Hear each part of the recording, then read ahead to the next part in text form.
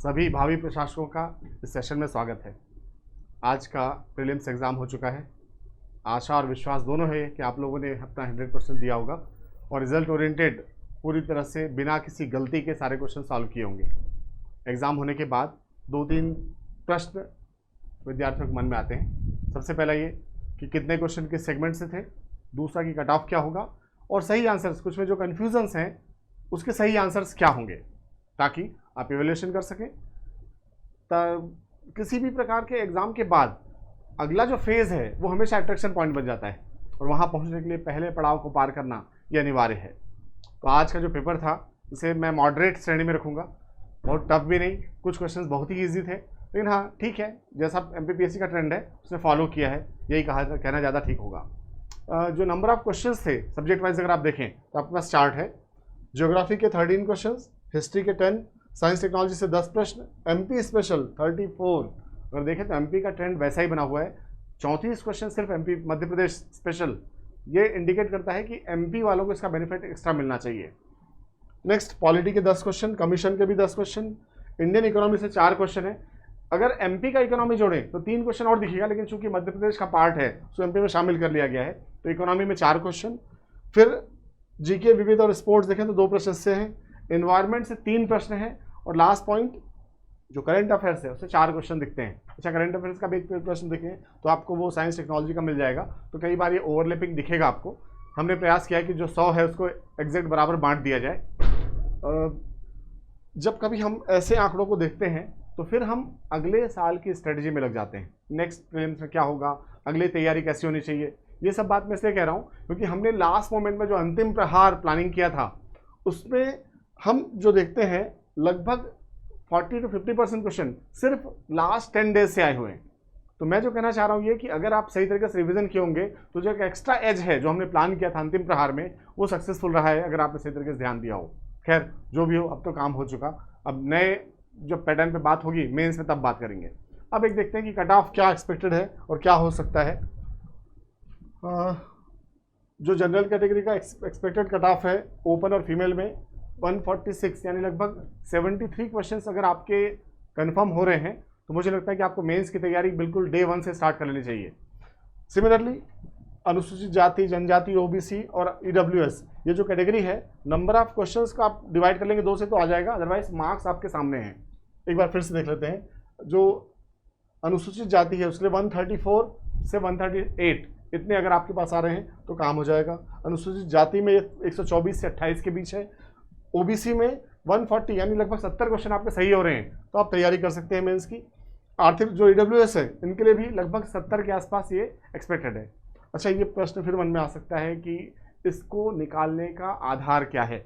हमने जितने भी स्टूडेंट्स सिंसियर रेगुलर स्टूडेंट्स हैं उन्होंने जहाँ कहीं भी अपने सेंटर में एग्जाम दिया है उनसे बात किया, कुछ स्टूडेंट्स का कॉल आए, कुछ क्वेश्चन कन्फ्यूजन के हैं। इन सब चीज़ों को जब ओवरऑल टीम ने एनालिसिस किया तो ये पाते हैं कि लगभग इसके आसपास कट ऑफ आना चाहिए, और पिछले 2 दशकों में जो कट ऑफ था अभी तक जो एनालिसिस है वो सही चल रहा है। तो इस पैटर्न को देखते हुए अब हम प्लानिंग ये कर रहे हैं कि जो नंबर ऑफ क्वेश्चंस हैं उनके सही आंसर्स क्या हैं एक बार चेक कर लें, क्योंकि नंबर ऑफ क्वेश्चंस जब सही आपके पास चली होगा तब आप इस कट ऑफ से ऊपर हैं या बाउंड्री पे देख सकते हैं। लास्ट एक पॉइंट और बोलना चाहूँगा, कट ऑफ को चेक करना और अपने आंकड़ों को मिलाना ये इम्पॉर्टेंट इसलिए है, अगर आपका कट ऑफ इससे ऊपर आ रहा है तो मेंस की तैयारी कल से बहुत सिंसियरली और अच्छे से की जा सकती है, और आप एक्स्ट्रा एज ले सकते हैं उन स्टूडेंट से जो बाउंड्री पे हैं या कन्फ्यूज़न में है प्री होगा या नहीं। तो ये जो कन्फ्यूज़न है और कॉन्फिडेंस है, इस गैप को फिल करने का बेस्ट वे होता है कि रिजल्ट तक का जो टाइम है इसको प्रॉपर यूटिलाइज करना। मेंस में एक्स्ट्रा बेनिफिट उनको मिलता है जो इस गैप को यूज़ करते हैं। अगर आपने प्रीलिम्स के एग्जाम और रिजल्ट तक के बीच को प्रॉपर मेंस की तैयारी में यूज़ कर लिया तो डेफिनेटली इसका फ़ायदा आपको मिलेगा। तो निश्चित रूप से आप भी लाभान्वित होइए और अपने आंकड़ों को ज़रा चेक कर लीजिए, एनालिसिस कर लीजिए कि आपने जो तैयारी की थी उसमें कहाँ क्या चीज़ें अच्छी थी और क्या कमियाँ रह गई। अगर सिलेक्शन हो गया तो मेंस की तैयारी में, और अगर किसी कारण से आपकी कमी रह गई है तो कृपया उन चीज़ों का एनालिसिस करें, कहाँ हमसे मिस्टेक्स हो रही हैं, क्या गलतियाँ हुई जिसके आधार पर कमी रह गई, ताकि आगे की रणनीति सशक्त तरीके से बनाई जा सके। वैकेंसीज कंटिन्यू है, अगले 2 ईयर्स इलेक्शंस के हैं, तो जब कभी ऐसा टाइम आता है तो वैकेंसीज लगातार आती हैं। इसलिए अपनी तैयारी को पहनापन दीजिए, धारदार कीजिए और निरंतरता से कायम रहिए। नेक्स्ट सेशन में जुड़ते हैं विभिन्न विषय विशेषज्ञों के साथ, जिसमें हम हर विषय के एनालिसिस करते हुए क्या आंसर सही होगा, कौन से क्वेश्चन गलत हैं और किस प्रकार से उनके सही आंसर निकाले जा सकते हैं, ये देखते हैं। धन्यवाद।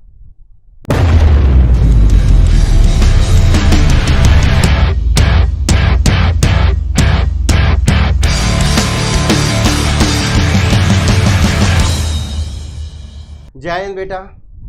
निश्चित है कि सभी लोगों का पेपर बहुत अच्छा गया होगा और सभी लोग बहुत खुश होकर ही बाहर निकल रहे होंगे।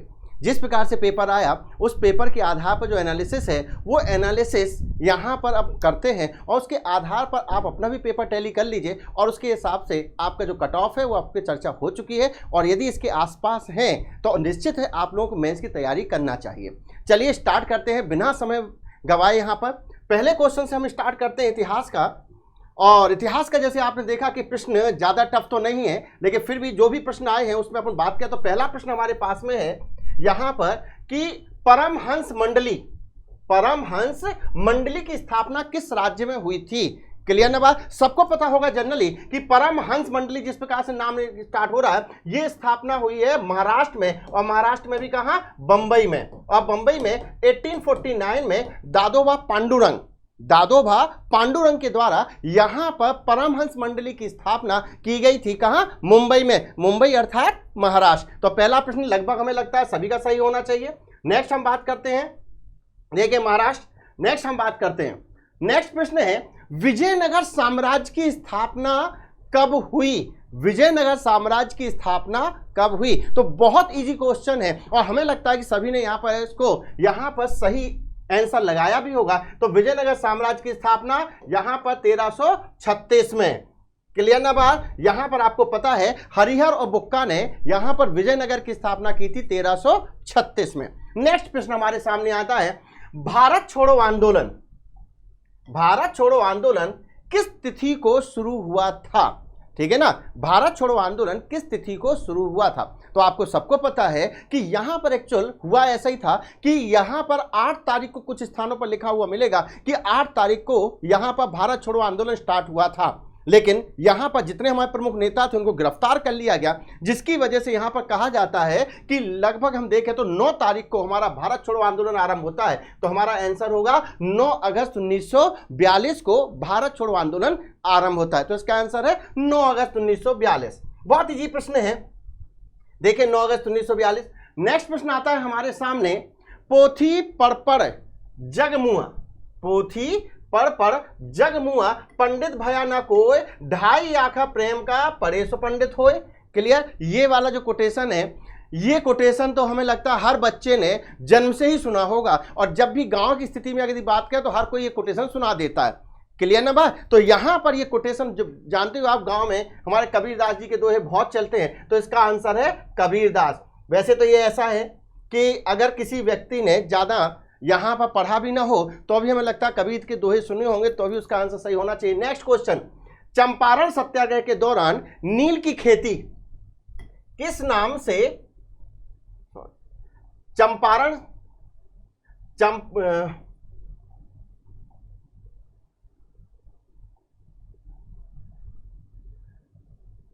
सत्याग्रह के दौरान नील की खेती किस नाम से पहचानी जाती थी। सबको पता है जनरली 3 कठिया पद्धति यानी टोटल जमीन का 1/3 हिस्सा यहां पर खेती के लिए किया जाता था, तो उस पद्धति को कहा गया 3 कठिया पद्धति।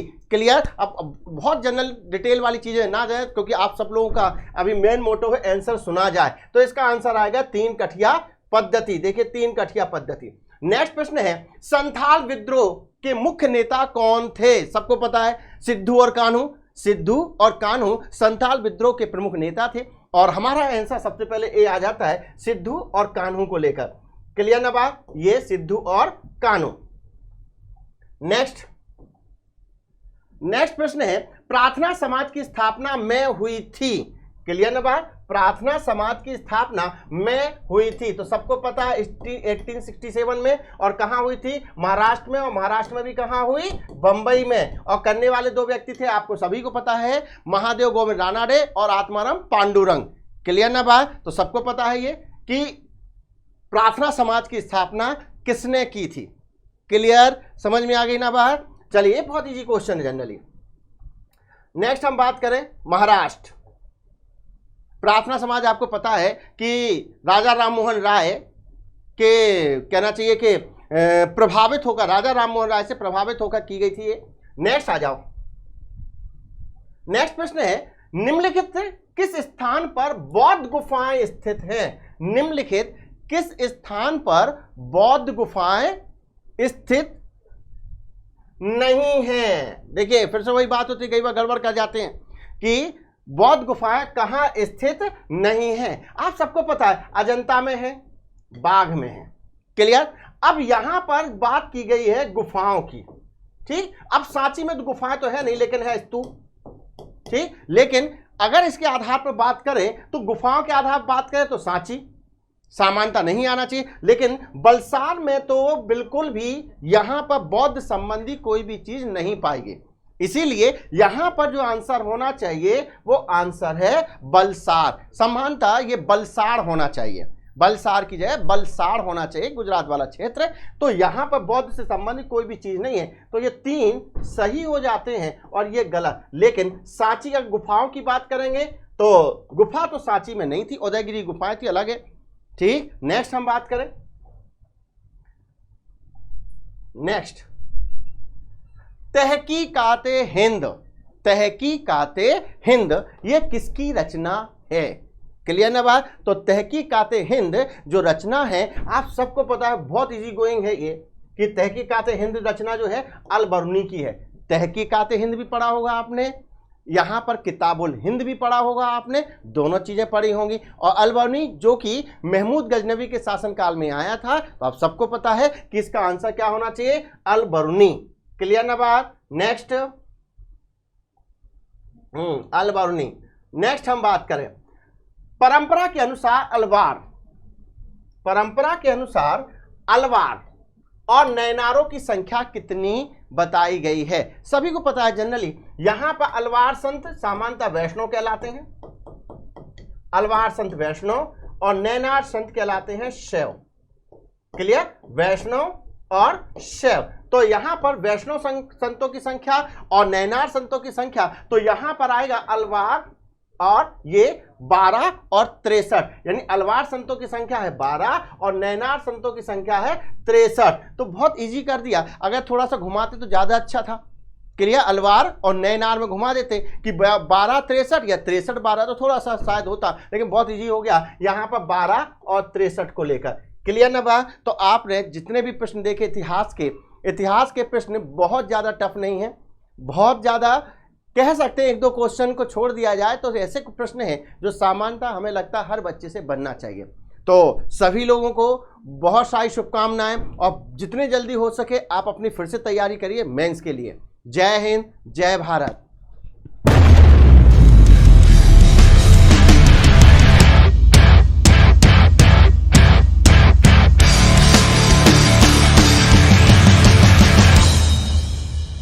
नमस्कार साथियों, उम्मीद करता हूं कि आप सबका पेपर बहुत बढ़िया बना होगा। और इस सेगमेंट में हम आपके यूनिट 10 में जो स्टैट्यूटरी एंड कॉन्स्टिट्यूशनल बॉडीज़ हैं, जिनको आप आयोग कह देते हैं आम बोलचाल में, उससे रिलेटेड क्वेश्चन देखेंगे कि आज एग्ज़ाम में कौन कौन से क्वेश्चन आए थे और उनके क्या सही उत्तर होने चाहिए। तो जब आप स्लाइड्स में जाएँ तो पहला जो क्वेश्चन आप देख रहे हैं, अगर आप सेट डी अगर आपने लगाया था तो सेट डी में 81 नंबर का क्वेश्चन जो है, यहाँ से आयोग के प्रश्न शुरू होते हैं और ये 90 नंबर के क्वेश्चन तक जाएंगे। अगर आपने अंतिम प्रहार वाला हमारा सेशन अटेंड किया था तो मैक्सिमम क्वेश्चन हमारे जो हैं वो अंतिम प्रहार से ही हैं, ये बताते हुए मुझे खुशी हो रही है। तो पहला जो क्वेश्चन हम देख रहे हैं ये है, establishment of central vigilance commissioner to advise and guide the central agencies in the field of vigilance is based on the recommendation of the committee headed by whom. तो प्रश्न ये है कि सतर्कता आयोग की स्थापना जो की गई है वो किसकी अध्यक्षता वाली समिति की सिफारिश पर की गई है? तो आपको याद होगा, पहले भी हमने ये बताया था कि ये के संथानम समिति है, जिसकी अध्यक्षता के बाद, जिनके अध्यक्षता में जो हमारा विजिलेंस कमीशन है, सीवीसी जिसे कहते हैं, इसकी स्थापना की गई थी। तो पहला क्वेश्चन का आंसर आपके सामने में है, आंसर इसका बी है, बी फॉर बेंगलुरु। दूसरा क्वेश्चन देखिए, लिखा है, under which article of the constitution of India has the national commission for scheduled caste has been constituted. कौन से आयोग, जो कौन सा अनुच्छेद है भारतीय संविधान का जिसके तहत अनुसूचित जाति आयोग का गठन किया गया है? और आपको याद ही होगा आर्टिकल 338 है ये। 338 में अनुसूचित जाति आयोग है, 38A में जनजाति आयोग है और 38B में ओबीसी कमीशन है। ये बातें आपको अच्छे से रटवा दी गई थी और उम्मीद है कि आपने ये क्वेश्चन का आंसर लगाया होगा। क्वेश्चन नंबर देखिए नेक्स्ट ये है, who among the following can not be the state chief information commissioner और स्टेट इंफॉर्मेशन कमिश्नर? अगर आपने सूचना आयोग पढ़ा था आपको याद होगा सेक्शन 12, 13, 14 में हमने राष्ट्रीय सूचना आयोग के बारे में बात की थी, सेंट्रल इंफॉर्मेशन कमीशन, और 15, 16, 17 वाली धाराओं में हमने जो है वो स्टेट इंफॉर्मेशन कमीशन की बात की थी। और इनकी योग्यता क्या होती है, कौन हैं ऐसे व्यक्ति जिनको इंफॉर्मेशन कमिश्नर बनाया जा सकता है? तो इसमें हम समझते हैं कि पत्रकारिता के क्षेत्र में हो व्यक्ति हो, विधि हो, विज्ञान प्रौद्योगिकी के क्षेत्र से आया हो, प्रबंधन के क्षेत्र में वो ज्ञान रखता हो, ये सारी बातें हमने कही थी। बस एक ही बात नहीं है कि राज्य क्षेत्र के विधानमंडल का सदस्य ऐसा व्यक्ति हो, ये उसकी योग्यता में नहीं आता, तो ऐसे व्यक्ति को नहीं चुना जाएगा। तो प्रश्न हो सकता है हुआ है कौन नहीं हो सकता, तो ऐसा व्यक्ति नहीं हो सकता जो राज्य क्षेत्र के विधानमंडल का सदस्य है, member of legislature of the state territory. अगला क्वेश्चन देखिए, लिखा है who presides over the committee constituted for the appointment of members of the state human rights commission? राज्य मानव अधिकार आयोग की जो नियुक्ति होती है उसमें नियुक्ति समिति, रिकमेंडेशन कमेटी होती है, उसके चेयरपर्सन कौन होते हैं? तो आपको याद होगा जो राष्ट्रीय जो आयोग है उसके लिए जो रिकमेंडेशन कमेटी के चेयरपर्सन होते हैं वो प्रधानमंत्री होते हैं। ठीक इसी तरह से जो राज्य आयोग है इसमें जो रिकमेंडेशन कमेटी होती है उसके चेयरपर्सन चीफ मिनिस्टर होते हैं। तो इसका आंसर बी है, मुख्यमंत्री जो चीफ मिनिस्टर होंगे उस रेस्पेक्टिव स्टेट के, वो जो हैं रिकमेंडेशन कमेटी के चेयरपर्सन होंगे। ध्यान रखिए प्रश्न क्या पूछा गया है उससे हमारा आंसर निकल कर आता है। फिर क्वेश्चन है, how many non official members can be there under the Madhya Pradesh state backward class commission 2021? 2021 का हमारा ये जो कानून है इसमें बताया गया है कि 3 जो हैं वो अशासकीय जो सदस्य होंगे वो उनकी संख्या 3 होगी। इसका आंसर ए है, सीधे ही आप जाइए, लेटेस्ट अमेंडमेंट है 2021 का, और अगर आपने ये देखा है तो बिल्कुल आपको याद होगा ये 3 सदस्य होते हैं अशासकीय। फिर क्वेश्चन देखिए, analyse the statements with reference to national human rights commission. राष्ट्रीय मानव अधिकार आयोग के संदर्भ में कथनों का विश्लेषण करना है। 2 कथन दिए हैं इसमें और इस क्वेश्चन में थोड़ा सा आपको कंफ्यूजन हो सकता है।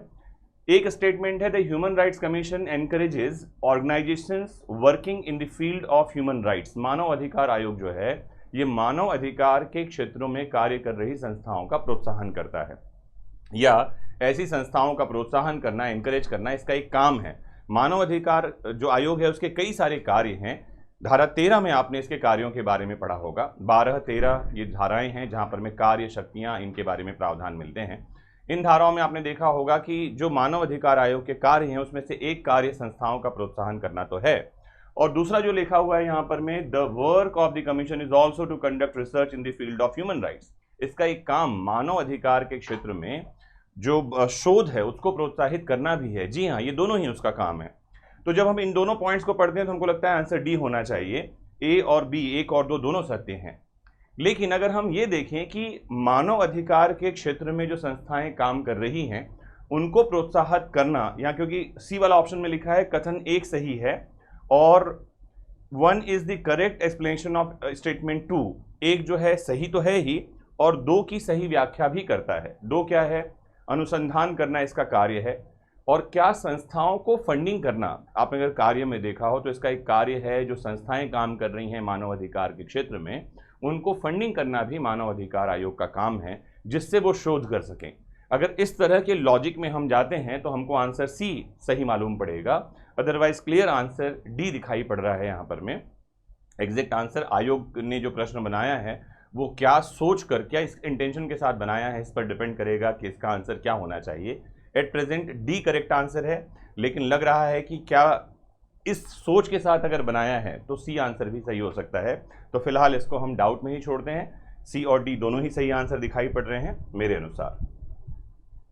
अगला क्वेश्चन देखिए 87, where are the salary and service conditions of the controller and auditor general of India specified? कहाँ दिया गया है? तो अनुसूची 2, भारतीय संविधान के अनुसूची 2 में जाइए तो वहाँ सबके वेतन भत्ते और सेवा शर्तों के बारे में प्रोविजन मिलेगा। तो सीएजी का भी आपको आर्टिकल 2 में ही द्वितीय अनुसूची में मिलेगा भारत के संविधान में। बहुत आसान सा क्वेश्चन और आसान सा इसका आंसर भी है। क्वेश्चन देखिए, who appoints the vice chairperson of NITI Aayog. NITI Aayog के उपाध्यक्ष की नियुक्ति कौन करता है? अगर आपने अंतिम प्रहार वाला हमारा जो पूरा का पूरा सेगमेंट था वो देखा हो, तो मैंने बहुत जोर देकर इस बारे में बात की थी कि अगर ये क्वेश्चन एग्जाम में आ गया तो मैक्सिमम लोग इसका आंसर लेकर जाते हैं the president of India, Bharat का राष्ट्रपति जो है वो नियुक्ति करता है, जबकि ऐसा नहीं है। इसका नॉमिनेशन भी प्राइम मिनिस्टर करते हैं और अपॉइंटमेंट भी प्राइम मिनिस्टर करते हैं। तो ये मैंने बहुत जोर देकर बताया था। अगर आपने इस बात को ध्यान से सुना है तो आपका आंसर सही हो गया होगा। आंसर इसका बी है, भारत के प्रधानमंत्री नियुक्ति करते हैं और नॉमिनेट भी वही करते हैं। तो भारत के प्रधानमंत्री द्वारा नियुक्त और नामित दोनों ही होता है, इस बात को आप जानें। एक क्वेश्चन देखिए, लिखा है when did the Madhya Pradesh state election commission come into existence. कब मध्य प्रदेश जो निर्वाचन आयोग है वो अस्तित्व में आया है? तो इसको आपको डेट ही याद रखना है। बी इसका आंसर है 1 फरवरी 1994। आपको अगर ये याद होगा तो आपने सही लगाया होगा, सोचने जैसी कोई बात इसमें नहीं है। फैक्चुअल क्वेश्चन है, जो आपको याद होगा तो आंसर आ गया होगा और नहीं होगा तो नहीं आया होगा। आयोग से जो आखिरी क्वेश्चन है, लास्ट क्वेश्चन, ये question number 90 set number D में था। आप जिस भी सेट में हैं उससे अगर आप आंसर मिला रहे हैं तो क्वेश्चन पूछा गया है, in which article of the constitution is there the provision of public service commission for the union and for the states. कौन से अनुच्छेद में लोक सेवा आयोग का प्रावधान किया गया है संघ और राज्य दोनों के लिए? तो बड़ा आसान सा क्वेश्चन है, आपको याद होगा आर्टिकल 315 जो है ये लोक सेवा आयोग के बारे में प्रावधान करता है। और अगर आपने इस क्वेश्चन का आंसर भी सही दे दिया है तो आयोग के मैक्सिमम क्वेश्चंस आपके सही हो चुके हैं। एक क्वेश्चन जो मैंने बताया उसका आंसर डी तो बिल्कुल सही है, सी उसका आंसर होने की संभावना है। ये क्वेश्चन डिस्प्यूट में भी जा सकता है। आपने क्या आंसर लगाया है ज़रूर कमेंट बॉक्स में बताइए और वेट कीजिए आयोग की जो आंसर की है उसका। मुझे उम्मीद है कि आप सबका पेपर बहुत ही बढ़िया बना होगा और सेकंड पेपर भी आपने बहुत ही बढ़िया बनाया होगा और बहुत जल्दी मेंस की क्लासेस में आप सभी से मुलाकात होगी। बहुत सारी शुभकामनाएं। Thank you.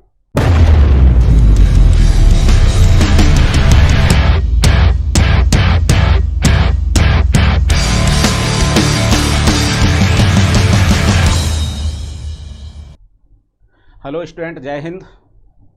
कौटिल्य एकेडमी की MPPSC प्री एग्ज़ाम का जो पेपर हुआ है, फर्स्ट पेपर के डिस्कस क्लास में आपका स्वागत है। मैं सतीश गुप्ता आज डिस्कस करूंगा MPGS के जो क्वेश्चन आए हैं। तो जैसा कि पुराना अनुमान था, पूर्व अनुमान था पहले से ही कि लगभग 30+ क्वेश्चन आएंगे और ऐसा ही इस बार भी देखा गया। लगभग 34 क्वेश्चन MPGS से आए हैं और जिस पेपर का डिस्कस करने जा रहे हैं वो है सेट डी। तो बारी बारी से क्वेश्चन लेते हैं, साथ में समझते चलते हैं और क्या आंसर इसका है उस पर डिस्कस करते हैं। तो जल्दी से लाइव जुड़ जाइए ताकि आप अपने आंसर को चेक कर सकें और स्कोर का पता कर सकें कि कितना स्कोर आपका हो रहा है। जल्दी से चर्चा में हम लेते हैं एक एक क्वेश्चन को। पहला क्वेश्चन आया है, निम्नलिखित में से कौन सा जिला कपास और केले के उत्पादन के लिए प्रसिद्ध है? इसका आंसर जाता है डी। इस पर कई बार चर्चा की है ODOP के माध्यम से भी, तो इसका आंसर डी। अगला क्वेश्चन है, निम्नलिखित से किस जनजाति को आदर के साथ खुटिया पटेल के रूप में संबोधित किया जाता है? तो देखिए हमारे मध्य प्रदेश में खुटिया मतलब पटेल जो मुखिया का शब्द है वो 2 जनजातियों में इस्तेमाल किया जाता है, एक सहरिया और दूसरा भारिया में। और इसमें ऑप्शन दिया है सहरिया और सहरिया ही इसका आंसर है। इसका पूरा नाम होता है खुटिया पटेल, तो इसका आंसर जाता है ए यानी कि सहरिया। आगे चर्चा करते हैं। अगला क्वेश्चन है, मध्य प्रदेश में कोयला के सकल उत्पादन के संदर्भ में मध्य प्रदेश का कौन सा स्थान है? दूसरा, तीसरा, चौथा और पांचवा। अभी जो नवीनतम डाटा आया है उनके अनुसार हमारे मध्य प्रदेश का जो स्थान है कोयला उत्पादन के मामले में वो है तीसरा। अगला क्वेश्चन लेते हैं कि मध्य प्रदेश सरकार की लाडली बहना योजना के अंतर्गत योग्य महिलाओं को कितनी राशि दी जाएगी?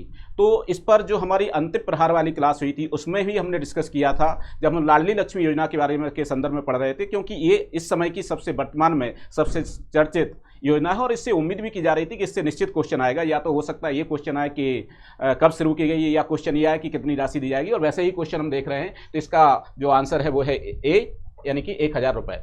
अगले क्वेश्चन की ओर बढ़ते हैं। अगला क्वेश्चन है कि भारत की जनगणना 2011 के अनुसार मध्य प्रदेश की न्यूनतम जनसंख्या घनत्व वाला जिला कौन सा है? जब मैंने अंतिम प्रहार वाली क्लास में आपको समझाया था कि जनगणना से संबंधित करीब 15-20 फैक्ट हैं जो आपको तैयार करना होंगे, उनसे संबंधित क्वेश्चन आएगा और वो क्वेश्चन हम बराबर इसमें देख रहे हैं और इसका आंसर आएगा डिंडोरी। अगला क्वेश्चन है कि मध्य प्रदेश में कितनी बार राष्ट्रपति शासन लागू हुआ है? तो हमारे मध्य प्रदेश में 3 बार राष्ट्रपति शासन लागू हुआ है, 1977 में, 80 में और 93 में। तो इसका आंसर है 3 बार, यानी कि आंसर है इसका सी। अगला क्वेश्चन, मध्य प्रदेश में पहली महिला राज्यपाल कौन थी? तो ये क्वेश्चन कोई कठिन क्वेश्चन नहीं है, ज़्यादातर स्टूडेंट से बन गया होगा और आंसर इसका जाएगा ए, सरला ग्रेवाल। अगला क्वेश्चन है कि मध्य प्रदेश में ग्राम पंचायत घोषित होने के लिए न्यूनतम जनसंख्या कितनी? तो पंचायती राज को मैंने बहुत डिटेल में पढ़ाया और मैंने आपको बताया था कि कम से कम 1000 जनसंख्या होना चाहिए और 1000 की जनसंख्या पर ग्राम पंचायत का गठन किया जाता है। तो इसका आंसर आएगा बी। अगला क्वेश्चन लेते हैं कि मध्य प्रदेश में प्रथम मुख्यमंत्री कौन थे? तो ये क्वेश्चन भी आपका इजी है क्वेश्चन, कोई कठिन क्वेश्चन नहीं है, ज़्यादातर स्टूडेंट से बना होगा और पंडित रविशंकर शुक्ल, यानी कि आंसर आएगा इसका ये। अगला क्वेश्चन है कि मध्य प्रदेश में मुख्यमंत्री की अनुपस्थिति में निम्नांकित में से कौन मंत्रिपरिषद की बैठक की अध्यक्षता करता है? तो इसका आंसर बनेगा बी, मुख्यमंत्री द्वारा नाम निर्दिष्ट मंत्री। कोई मंत्री ही होता है जिसको मुख्यमंत्री निर्दिष्ट कर दें, वो उसकी अध्यक्षता कर सकता है, तो इसका आंसर बनेगा बी। अगला क्वेश्चन है, निम्नलिखित में से कौन सा कथन मध्य प्रदेश की जलवायु के संदर्भ में सही नहीं है? देखिए, ये क्वेश्चन जलवायु पर हम डिस्कस करते रहते थे कि जलवायु से क्वेश्चन आएगा और वो आपसे विश्लेषण के आधार पर क्वेश्चन पूछेगा और वैसा ही क्वेश्चन पूछा है इसमें। इसको समझने की आवश्यकता है। शीत ऋतु में उत्तरी भाग में दक्षिणी भागों की तुलना में कम होता है, तापमान कम होता है। तो बिल्कुल शीत ऋतु में, जैसा कि आप जानते हैं कि ग्वालियर में, शिवपुरी में, कई बार शिवपुरी हमारे मध्य प्रदेश में सबसे कम तापमान शिवपुरी का रहता है, कई बार दतिया को भी आंकलित किया जाता है। तो इसका ये तो यानी कि सही है। दूसरा दिया है बी ऑप्शन, राज्य का दक्षिण पूर्वी भाग अपेक्षाकृत अधिक वर्षा प्राप्त करता है। तो दक्षिण पूर्वी भाग में अधिक वर्षा होती है, कारण यह है कि दक्षिण पश्चिम अरब सागरीय मानसून से और बंगाल की खाड़ी के मानसून से भी वर्षा इस क्षेत्र में हो जाती है। तो ये भी इस ऑप्शन से ही है। ग्रीष्म ऋतु में मुरैना व दतिया जिलों में तापमान कम रहता है। तो ग्रीष्म ऋतु में मुरैना दतिया में तापमान कम नहीं रहता, ज़्यादा रहता है। आपको पता होगा 45+ डिग्री सेल्सियस टेम्परेचर वहाँ रहता है। तो इसमें क्या पूछा है क्वेश्चन कि संबंध में, जलवायु के संबंध में सही नहीं है, तो इसका आंसर बनता है सी।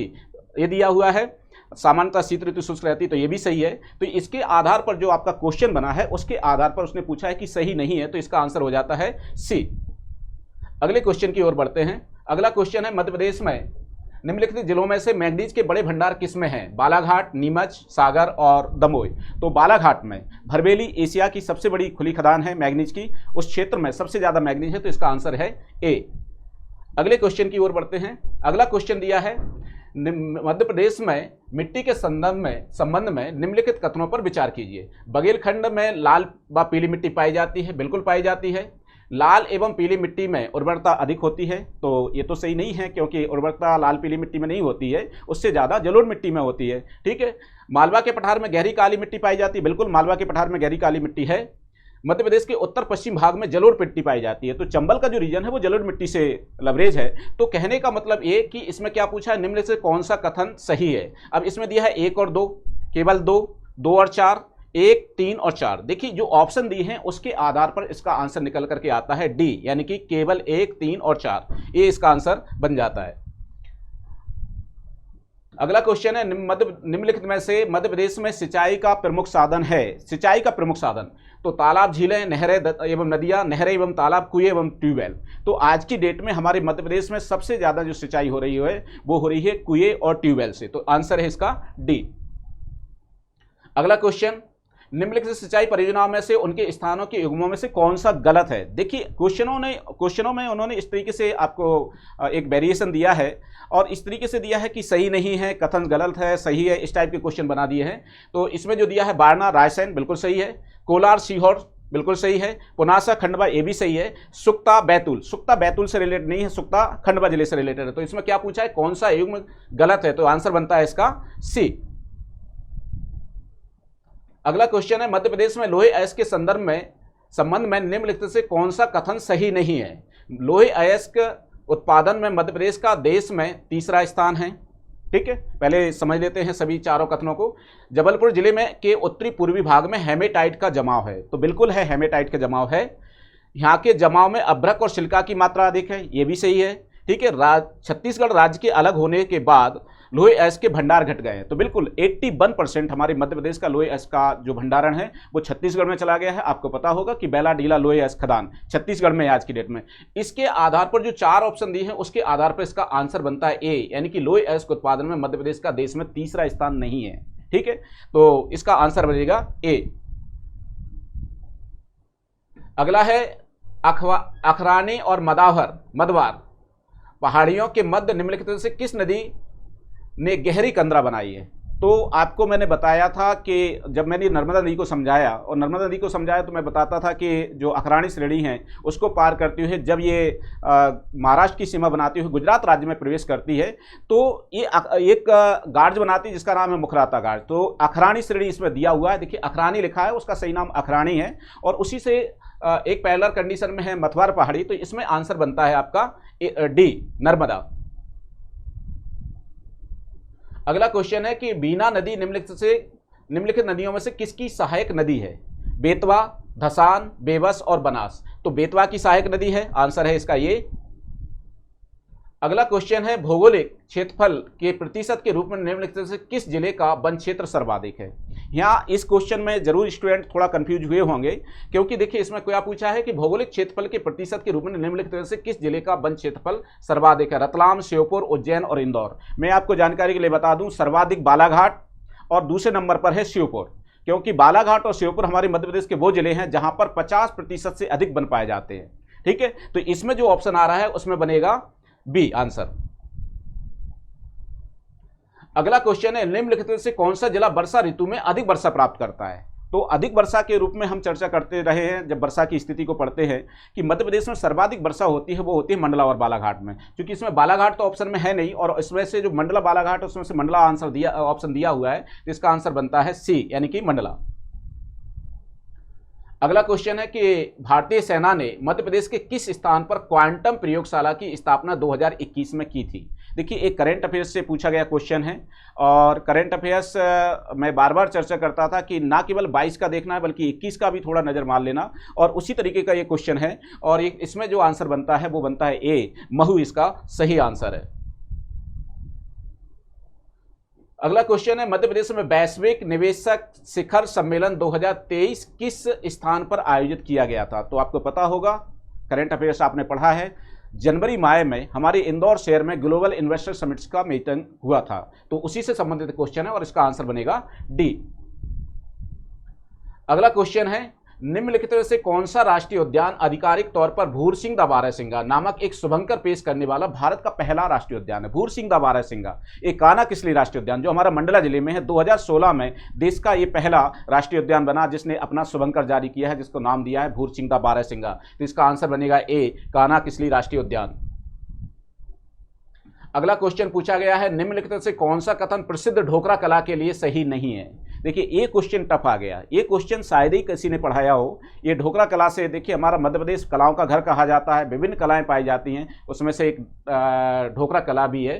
तो ये चारों ऑप्शन इसके सही है, तीनों ऑप्शन सही है, इसलिए आंसर बनेगा इसका डी, क्योंकि यह कला बैतूल की भरेवा आदिवासी समुदाय से संबंधित है, बिल्कुल है। यह एक आलोहे धातु ढलाई कला है, ठीक है। यह विवाह समारोह से जुड़ी एक सजावटी कपड़ा कला है, ठीक है। तो ये कपड़ा पर ये सजावटी कला के रूप में होती है, तो इसका आंसर बनता है सभी कथन सही है, ठीक है। तो आंसर बनेगा इसका डी। अगला क्वेश्चन है कि निर्मल वर्मा पुरस्कार मध्य प्रदेश संस्कृति विभाग द्वारा किस क्षेत्र में दिया जाता है, ठीक है। देखिए हमने तानसेन सम्मान पढ़ा, कालिदास सम्मान पढ़ा, लता मंगेशकर सम्मान पढ़ा, किशोर कुमार सम्मान पढ़ा, लेकिन वो सेकेंडरी सम्मान पर चले गए। बहुत सारे सम्मान हमारे मध्य प्रदेश में दिया जाता है। इसका हालांकि मैं आंसर आपको बताऊं तो इसका आंसर है डी। और ये क्यों पूछा गया? क्योंकि प्रवासी भारतीय दिवस हमारे मध्य प्रदेश के इंदौर शहर में मनाया गया, तो उसी से रिलेटेड उसने क्वेश्चन निकाल दिया और इसका आंसर है डी। निम्नलिखित से किस अरब लेखक ने कल्चुरी शासक गांगेदेव और उसकी राजधानी त्रिपुरी का विवरण दिया है? तो आपको जानकारी होगी, मैंने एक क्लास 40 दिन का कौटिल अकेडमी के माध्यम से चला था जिसका नाम था टारगेट बैच, और उसके अंतर्गत जो मैंने आपको शीट उपलब्ध कराई है उसमें उल्लेख किया है और उसके आधार पर इसका जो आंसर निकलता है वो निकलता है अल मसूदी, यानी कि आंसर है इसका बी। प्रसिद्ध स्वतंत्रता सेनानी भागीरथ सिलावट सादत खां एवं वंश गोपाल का संबंध निम्नलिखित से किस स्थान से? भोपाल, इंदौर, सागर और होशंगाबाद। तो हम राष्ट्रीय स्वतंत्रता आंदोलन जब पढ़ते हैं, और राष्ट्रीय स्वतंत्रता आंदोलन में बार बार हम शाह आदत खां के बारे में पढ़ते हैं कि जिसने 1 जुलाई 1857 को इंदौर में विद्रोह किया था, और उसी के साथी थे भागीरथ सिलावट और वंश गोपाल, जिन्होंने ड्यूरेंट पर आक्रमण किया था और ड्यूरेंट को घायल कर दिया था। तो इसका जो जिस तरीके का क्वेश्चन बना है उसके आधार पर आंसर है बी, यानी कि इंदौर, क्योंकि 1 जुलाई 1857 को ये विद्रोह हुआ था। तो आंसर है इसका बी, इंदौर। अगला क्वेश्चन पूछा गया है कि निम्नलिखित से किस स्तूप के तोरण द्वार पर अशोक एवं उसकी 2 रानियों के साथ बोधि वृक्ष तीर्थ यात्रा का अंकन मिलता है? तो आपको पता होगा कि अशोक ने अपने पुत्र महेंद्र और पुत्री संघमित्रा को सांची से श्रीलंका बौद्ध धर्म के प्रचार प्रसार के लिए भेजा था, और ये जो ऑप्शन दिए हैं इसके आधार पर देखा जाए तो तोरण द्वार सांची के द्वार पर बना हुआ है, और इसका आंसर बनता है सांची, यानी कि इसका आंसर है बी। अगले क्वेश्चन की ओर बढ़ते हैं। अगला क्वेश्चन है निम्नलिखित से कौन सा युग्म गलत है? देखिए, सही नहीं है, युग्म गलत है, ऐसे क्वेश्चन ज्यादा पूछे उसने। साकेत रामायण संग्रहालय बिल्कुल ओरछा में है, 2005 में इसकी स्थापना हुई है। प्रेमचंद सृजन पीठ उज्जैन से है, ठीक है। मुक्तिबोध सृजन पीठ सागर से है। तुलसी शोध संस्थान, देखिए यहाँ पर आपकी मेमोरी को उसने स्लिप करने की कोशिश की है। तुलसी शोध संस्थान कहाँ पर है? चित्रकूट में है। तुलसी अकादमी भोपाल में है। और इसने क्या पूछा है, कौन सा युग्म गलत है? तो उसके आधार पर आंसर बनता है डी, यानी कि तुलसी शोध संस्थान। ये भोपाल में नहीं है, ये चित्रकूट में है, इसलिए आंसर बनेगा इसका डी। अगला क्वेश्चन है धर्मराजेश्वर स्मारक निम्नलिखित से किस प्राचीन नगर से संबंधित है? ये क्वेश्चन टफ पूछ लिया आपसे, और इसके बारे में मैंने अंतिम प्रहार जो हमारी क्लास थी उसमें बार बार चर्चा की थी कि दसपुर अभिलेख का विशेष रूप से ध्यान रखना, दसपुर से उसका विशेष लगाव है। लगातार हम देखते हैं निरंतर वो क्वेश्चन इससे पूछ रहा है। पिछली बार भी उसने क्वेश्चन पूछा था कि विश्व का पहला विज्ञापन कहाँ मिला। उससे पहले आप देखें जो प्रीवियस ईयर के पेपर हुए उनमें मैंने डिस्कस किया कि दसपुर अभिलेख का ध्यान रखना। हालांकि इसमें बच्चे कंफ्यूजन की ओर गए होंगे, क्योंकि बेसनगर इसमें ऑप्शन दिया है, और बेसनगर में भी भागवत धर्म को स्वीकार करने वाला एक जो हेलियोडोरस का गरुड़ स्तंभ है, खाम बाबा स्तंभ के नाम से जाना जाता है। तो हो सकता है बहुत सारे बच्चों ने इसको आंसर बेसनगर लगा दिया हो, लेकिन इसका आंसर फिर से दसपुर है। और दसपुर में दसपुर यानी कि मंदसौर, तो वहाँ पर ये धर्मराजेश्वर स्मारक बना हुआ है, एक मंदिर नुमा संरचना में बना हुआ है। आंसर आएगा इसका ए। और मैं बार बार कह रहा था कि दसपुर पर ध्यान रखें। अब जो लड़के अंतिम प्रहार जिन्होंने क्लास ली होगी और थोड़ा लॉजिकल तरीका लगाया होगा तो बिल्कुल उन्होंने आंसर निकाल लिया होगा, अदरवाइज ज़्यादातर बच्चों का ये क्वेश्चन गलत होगा।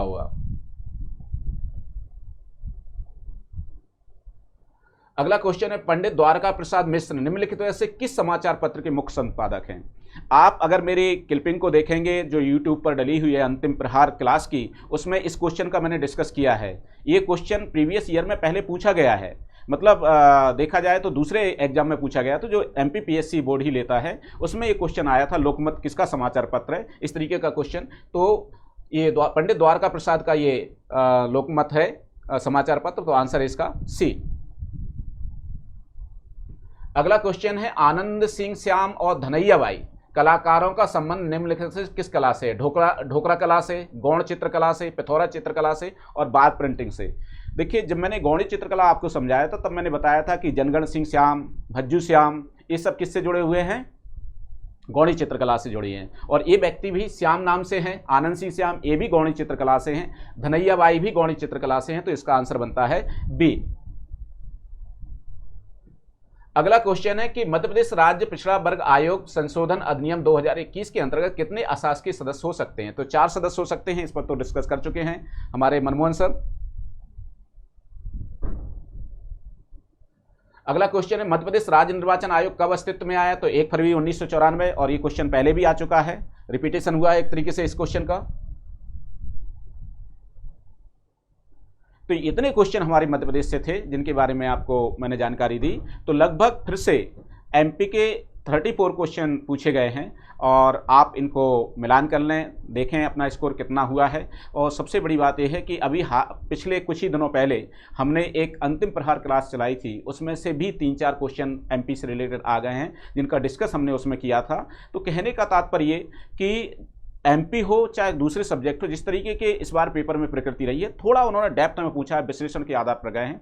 बाकी और डिस्कस करने के लिए हमारे सब्जेक्ट विशेषज्ञ आएंगे जो आपसे चर्चा करेंगे। जय हिंद, थैंक यू।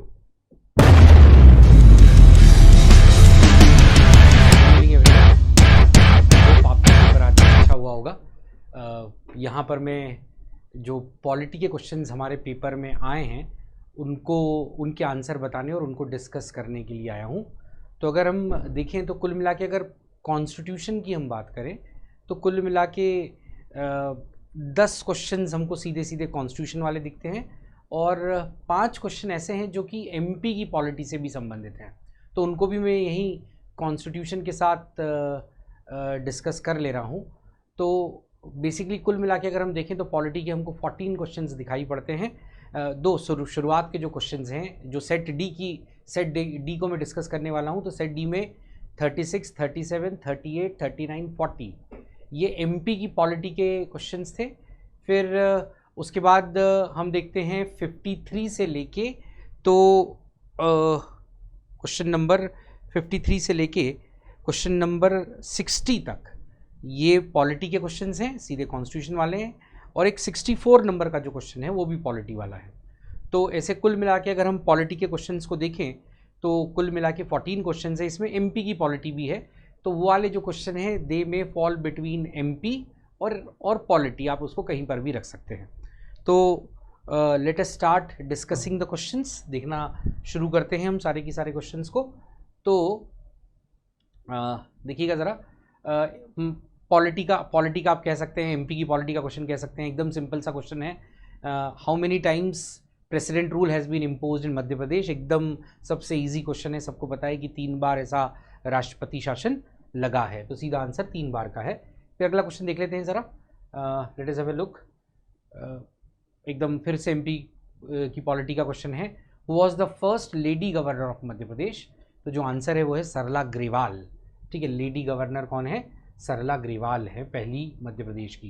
तो एमपी की पॉलिटी में आप इसको रख सकते हैं, तो इट में फॉल इन आइदर एमपीजीएस और पॉलिटी, कहीं पर भी रख सकते हैं। फिर what is the minimum population required for declaration of gram panchayat in Madhya Pradesh. ठीक है, मध्य प्रदेश में ग्राम पंचायत घोषित होने के लिए न्यूनतम जनसंख्या कितनी होनी चाहिए? तो आंसर इसका कम से कम 1000 जो है वो जनसंख्या होनी चाहिए, ये इसका आंसर है। फिर अगला क्वेश्चन देखते हैं 39 नंबर का, who was the first chief minister of Madhya Pradesh. एकदम सिंपल क्वेश्चन है, सबको पता है इसका आंसर, रविशंकर शुक्ला जो हैं वो पहले मुख्यमंत्री हैं मध्य प्रदेश के। फिर उसके बाद अगला क्वेश्चन हम देखते हैं ज़रा, तो who among the following shall preside the meeting of council of minister in Madhya Pradesh in the absence of chief minister. अभी तक के जो क्वेश्चंस देखिए आपने, आपको एकदम सिंपल क्वेश्चंस थे। ये वाला जो क्वेश्चन है थोड़ा सा टफ क्वेश्चन है, अंदर से जाके पूछा गया है ना। इसका जो आंसर है वो आंसर बी है, minister nominated by chief minister या मुख्यमंत्री के द्वारा नाम निर्दिष्ट मंत्री। देखिएगा, हमारे मध्य प्रदेश का एक rules of business of executive government of Madhya Pradesh, ऐसा एक रूल है, एक नियमावली है ना, मध्य प्रदेश सरकार की कार्यपालिका की नियमावली जो है। तो उसके सेक्शन 8 में साफ तौर पर बोल दिया गया है कि अमूमन कैबिनेट की बैठक मुख्यमंत्री करेगा और मुख्यमंत्री की अनुपस्थिति में मुख्यमंत्री के द्वारा नामित मंत्री के द्वारा जो कैबिनेट है उसकी बैठक की अध्यक्षता की जाएगी। तो आंसर इसका जो होगा वो बी होगा। ये पूरे की पूरे 36, 37, 38, 39, 40 ये जो 5 क्वेश्चंस हमने देखे हैं, आप इनको दोनों जगह पे रख सकते हैं, एमपी में रख सकते हैं या इसको आप पॉलिटी में भी रख सकते हैं, क्योंकि कंबाइन वे में ये एमपी की पॉलिटी के क्वेश्चंस हैं। ठीक है, इसके बाद सीधे अगर हम स्पेसिफिकली बात करें तो पॉलिटी का क्वेश्चन हमको 53 नंबर का एक क्वेश्चन दिखाई पड़ता है, हाई कोर्ट के जजेस के ट्रांसफ़र को लेके कौन सा आर्टिकल ये पूछा है उन्होंने। तो ये भी थोड़ा सा टफ कैटेगरी का क्वेश्चन है, अमूमन ये वाला आर्टिकल हम याद नहीं करते हैं। तो इसका जो आंसर है दैट इज़ आर्टिकल 222। देखिए इसको तो आप सीधे काट सकते हैं 237 को, क्योंकि डिस्ट्रिक्ट जज का आर्टिकल है। 230 और 227 और 222 उसमें से जो आंसर है दैट इज़ 222 है ना, 222 आर्टिकल के तहत ट्रांसफ़र किया जाता है। फिर अगला जो क्वेश्चन है देखें ज़रा, who said constituent assembly alone can produce a constitution indigenous to the country truly and fully representing will of the people. तो ये जो स्टेटमेंट है ये महात्मा गांधी के द्वारा दिया गया स्टेटमेंट है। अगेन स्टेटमेंट के जो क्वेश्चंस होते हैं वो तो थोड़े से टफ नेचर के होते हैं, आपको पता होता है तो होता है, नहीं पता होता है तो नहीं पता होता है, क्योंकि इतने सारे स्टेटमेंट्स हैं। तो ये भी थोड़ा सा एक टफ नेचर का क्वेश्चन है। तो ये वाला स्टेटमेंट महात्मा गांधी ने दिया था। एक जो न्यूज़पेपर छपा करता था हरिजन, उसमें उन्होंने आर्टिकल लिखा था द ओनली वे, 1939 में आर्टिकल पब्लिश हुआ था। उस आर्टिकल में ये स्टेटमेंट आया था हमारे सामने, ठीक है। फिर अगला जो क्वेश्चन है that is when did Nehru introduce objective resolution in the constituent assembly. एकदम सीधा सा सिंपल सा क्वेश्चन है कि 13 दिसंबर को ऑब्जेक्टिव रेजोल्यूशन इंट्रोड्यूस किया गया और 22 जनवरी को 1947 को वो पारित हुआ। पिछले बार भी ये वाला क्वेश्चन पूछा गया था, कौन से नंबर का सेशन है या कौन से दिन कौन से सत्र में पूछा ये ऑब्जेक्टिव रेजोल्यूशन लाया गया, ऐसा क्वेश्चन था, ठीक है। फिर अगला क्वेश्चन देखिएगा ज़रा, 91st amendment act of Indian constitution provides for, है ना। जब हम अंतिम प्रहार वाले क्वेश्चन डिस्कस कर रहे थे तो ये वाला अमेंडमेंट वहाँ पर हमने डिस्कस किया था और मैंने बताया था कि 91st amendment act deals with ceiling of size of council of minister, कि लोकसभा जो केंद्र के लेवल पे जो काउंसिल ऑफ मिनिस्टर होगी उसकी स्ट्रेंथ 15% से ज़्यादा नहीं होगी, लोकसभा के 15% से और राज्य में विधानसभा के 15% से। तो ceiling of size of council of minister से संबंधित ये आर्टिकल है। फिर अगला क्वेश्चन देखते हैं ज़रा 57 नंबर का, which act established the dyarchy system in provinces. एकदम ईजी क्वेश्चन है। जब भी हम गवर्नमेंट ऑफ इंडिया एक्ट 1919 पढ़ते हैं तो उसका सबसे महत्वपूर्ण फीचर है introduction of dyarchy in provinces, ठीक है। तो again answer will be B over here, dyarchy in provinces. फिर अगला क्वेश्चन देखते हैं ज़रा हम, from which article does the president of India derive his or her pardoning power. सीधा सा आर्टिकल पूछा है तो आर्टिकल 72 में प्रेसिडेंट के पार्डनिंग पावर्स दे के रखे गए। एकदम सिंपल सा क्वेश्चन है। फिर अगला क्वेश्चन देखिएगा ज़रा, next one please have a look, who said following words about fundamental rights. Fundamental right के बारे में किसने ऐसा कहा है, a fundamental right should be looked upon not from the point of view of any particular difficulty of that moment, but something that you want to make permanent in this constitution। तो basically ये जो statement है ये जवाहरलाल नेहरू का है। संविधान सभा की जब बैठक चल रही थी, अलग अलग सेशन चल रहे थे, तो 30 अप्रैल 1987 को उनके द्वारा फंडामेंटल राइट्स के ऊपर एक इंटरिम रिपोर्ट पेश की गई। तो इस आधार पर इस इंटरिम रिपोर्ट में जवाहरलाल नेहरू ने ये स्टेटमेंट दिया था। तो answer is B over here, question number 59 का, ठीक है। फिर अगला जो क्वेश्चन देखते हैं, which article of Indian constitution provides for provision related to impeachment of president. एकदम इजी क्वेश्चन है, सबको पता होता है, दैट इज आर्टिकल 61। सीधा सा सिंपल सा क्वेश्चन है, ज़्यादा डिस्कस करने का उसमें कुछ भी नहीं है। फिर अगला देखते हैं, अगला क्वेश्चन ज़रा, भारतीय लोकसभा के प्रथम अध्यक्ष कौन थे। सबको पता है लोकसभा के प्रथम अध्यक्ष श्री गणेश वासुदेव मावलंकर हमको दिखाई पड़ते हैं, प्रथम जो अध्यक्ष हैं वो हैं।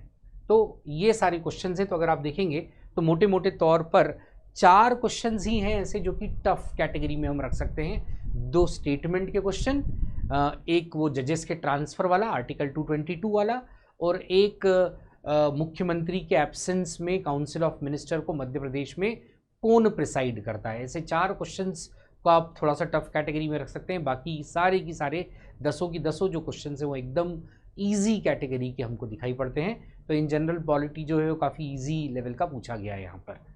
चलिए, थैंक यू वेरी मच।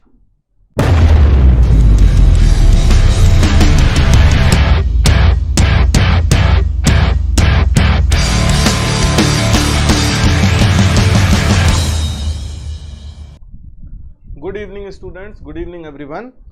सबसे पहले तो आप सभी को एमपीपीएससी प्रीलिम्स एग्जाम के संपन्न होने की बहुत बहुत शुभकामनाएं, और मैं उम्मीद करता हूं कि आप लोगों ने सभी ने जैसा पढ़ाई की होगी उसके प्रतिरूप आपको एकदम फल भी मिलेगा। तो आज हम लोग जुड़े हैं साइंस एंड टेक्नोलॉजी के क्वेश्चंस को डिस्कस करने। आज की एग्जाम में जो प्रश्न आए वो बहुत ज़्यादा कठिन नहीं थे। कुछ एक प्रश्न जरूर ऐसे थे जो आउट ऑफ टच थे, जिनका स्टूडेंट्स के करेक्शन में होने की संभावना बहुत कम है। मैं बता दूंगा कि वो प्रश्न कौन से थे, लेकिन काफ़ी सारे प्रश्न तो इतने ज़्यादा सरल थे कि बहुत आसानी से उनका आंसर लगाया जा सकता था। आर्टिफिशियल इंटेलिजेंस और रोबोटिक्स के कुछ प्रश्न तो ऐसे थे जो केवल तर्क शक्ति और लॉजिकल रीजनिंग के आधार पर ही हल किए जा सकते थे। तो चलिए लेकर के चलते हैं पहले प्रश्न की ओर आप सभी को। साइंस एंड टेक्नोलॉजी से रिलेटेड एक प्रश्न देखा गया जिसमें पूछा गया है, अनुवांशिक रूप से परिवर्तित बीटी बैंगन को निम्नलिखित में से किसके लिए विकसित किया गया था, बीटी बैंगन को क्यों विकसित किया गया था। इसमें जिस बच्चे ने ये बीटी नाम को पहले पढ़ा होगा वो तुरंत आंसर लगा देगा। ये एक प्रकार का तकनीकी बीज है, बीटी बैंगन, बीटी कपास, ये सब हमारी जो क्लास रही है उसमें भी हम लोगों ने डिस्कस किया है। तो बीटी ये बैसिलस थुरिंजिएंसिस एक बैक्टीरिया है, जिस बैक्टीरिया से लिए गए जीन के आधार पर बैंगन को विकसित किया गया, और बैंगन ये एक कीट से प्रतिरक्षा देता है। तो यहाँ ये नहीं पूछा गया था कि ये जीन कहाँ से लिया गया, यहाँ पूछा गया था कि किसके लिए विकसित किया गया है बीटी बैंगन। यानी कि आपको ये बताना था कि बैक्टीरिया से तो जीन लिया है, आपको बताना था कि क्यों विकसित किया गया है। तो उसे विकसित किया था इंसेक्ट रेसिस्टेंस, यानी कि कीट प्रतिरोध के लिए। जो फूट एंड शूट बोरर एक कीट होता है, एफएसबी जिसे बोलते हैं, उस कीड़े से प्रतिरोध के लिए ये विकसित किया गया है। बीटी कपास भी कीट प्रतिरोध के लिए ही विकसित की गई थी, जिसे हम लोग लेपिडोप्टेरा कीट बोलते हैं, उससे बचाव के लिए। तो इसका जो करेक्ट आंसर होगा वो सही उत्तर इसका बनेगा ऑप्शन बी। अगले प्रश्न पर आ रहे हैं। देखो, ये बताते हुए मुझे बड़ी खुशी हो रही है कि हम लोगों ने अंतिम प्रहार में जिन टेस्ट सीरीज में जिन प्रश्नों को कंसिडर किया था, उन प्रश्नों के डिस्कशन से ज्यादा क्वेश्चन आए हैं।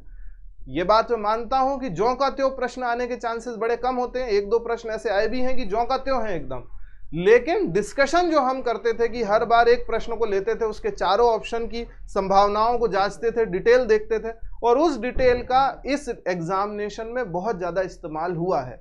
जैसे आप ये समझ लीजिए, अगर याद आ रहा हो, अंतिम प्रहार वाले सभी स्टूडेंट्स को याद होगा, रिकेट्स नाम की एक बीमारी थी, और मैंने बताया था कि रिकेट्स बीमारी होती है विटामिन डी की कमी से। विटामिन डी का जो नाम था, वैज्ञानिक नाम कैल्सीफेरॉल, वो भी बताया था। और उसी वक्त मैंने कहा था कि सभी विटामिन और उनसे संबंधित बीमारियों को समझ लीजिए। तो वहीं पर आप अगर अच्छे से पढ़ लिए होते और मेरी बात मानते, तो बिल्कुल विटामिन के आपको पता चल जाता कि विटामिन के रक्त का थक्का जमाने में, यानी कि ब्लड क्लॉटिंग में हेल्प करता है ना। तो इस वाले प्रश्न का सही उत्तर होगा सी, सॉरी ऑप्शन सी। ठीक है, नेक्स्ट है, वायु की गति का मापन किया जाता है। ये उपकरणों से प्रश्न आया है। फिजिक्स अंतिम प्रहार का जो पहला वाला लेक्चर था, उसमें फिजिक्स के क्वेश्चंस मैंने लिए थे। वहां पर ऐसे बहुत सारे प्रश्न आए थे जो उपकरणों से संबंधित थे। वहां पर लेक्टोमीटर की भी बात हुई थी, वर्नियर कैलिपर की भी बात हुई थी, और उस वक्त मैंने आपको सचेत किया था कि उपकरणों को जरूर पढ़ लें, ये उपकरणों से एक प्रश्न आने की संभावनाएं हमेशा होती है। और ये प्रश्न वहीं से आया है। वायु की गति का मापन करने के लिए एनीमोमीटर नाम के एक यंत्र का इस्तेमाल किया जाता है। नॉटिकल माइल्स में ये वायु के वेग को मापता है।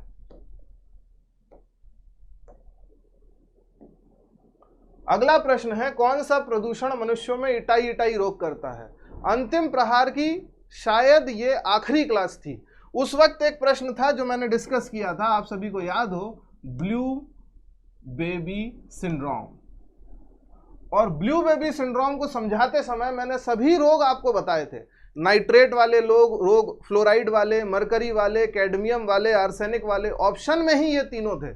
और वहीं पर हमने कैडमियम की भी चर्चा करी थी कि इससे इटाई नामक रोग होता है। उसी प्रश्न में पारे के प्रदूषण से जो मिनीमाटा रोग था, मैंने उसकी भी चर्चा करी थी। नाइट्रेट के प्रदूषण से जो रोग होता है, इसकी भी चर्चा की गई थी। ब्लूबेरी सिंड्रोम इसी के अंतर्गत आता था। तो वहीं पर कैडमियम भी हमारी चर्चा का विषय बना था। तो इस प्रश्न का उत्तर भी यही है, कैडमियम पॉल्यूशन। जल में कैडमियम जब घुल जाता है तो उसकी वजह से इटाई रोग होता है। अगला क्वेश्चन देखो, साइंस के काफी सारे क्वेश्चन, साइंस, एनवायरनमेंट, टेक्नोलॉजी के सारे क्वेश्चन जो ऐसे हैं वो डायरेक्ट क्वेश्चंस रहे हैं। यस और नो वाले 1 सेकंड में आंसर देने लायक प्रश्न थे सारे की सारे। कुछ एक प्रश्न हैं जो डिटेल रखती है जिनमें, वो मैं बता दूंगा कौन से प्रश्न थे और कौन से ऐसे थे जिनके लिए भविष्य में हमें थोड़ा सा ज्यादा सतर्क रहना पड़ेगा। देखिए, ये प्रश्न तो बहुत ही साधारण सा था, बहुत आसान था। फूड प्रोसेसिंग से ये प्रश्न पूछा गया है। खाद्य और कृषि संगठन, ये अंतर्राष्ट्रीय खाद्य एवं कृषि संगठन का मुख्यालय कहाँ है? तो इसका सही उत्तर है रोम में इसका मुख्यालय है, FAO, food and agricultural organisation.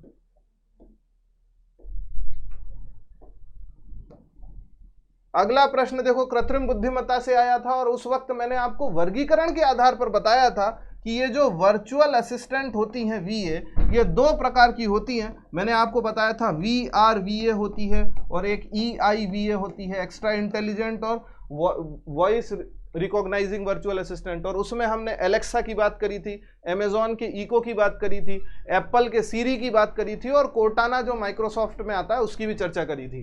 तो देखो एलेक्सा, कोर्टाना और सीरी, एलेक्सा अमेजॉन का, कोर्टाना माइक्रोसॉफ्ट और सीरी एप्पल iOS ऑपरेटिंग सिस्टम में आता है।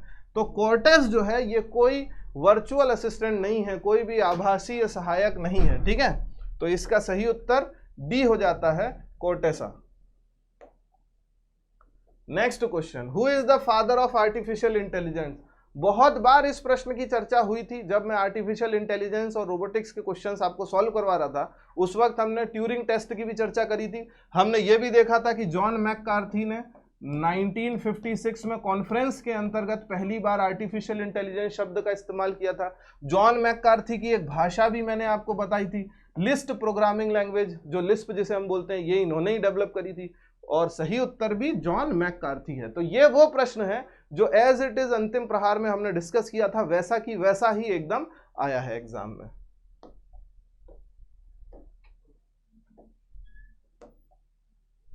नेक्स्ट, अगला क्वेश्चन साइबर सुरक्षा से है। कंप्यूटर वाले सेक्शन में हमने इसका चर्चा में रखा था इस प्रश्न को। देखिए साइबर सुरक्षा की विशेषताएं क्या है। साइबर सुरक्षा क्या है? ये साइबर प्रोटेक्शन है, सिक्योरिटी है। ये क्या क्या करता है? देखो अनुपालन, देखो यहाँ पर लिखा है कॉम्प्लियंसेस।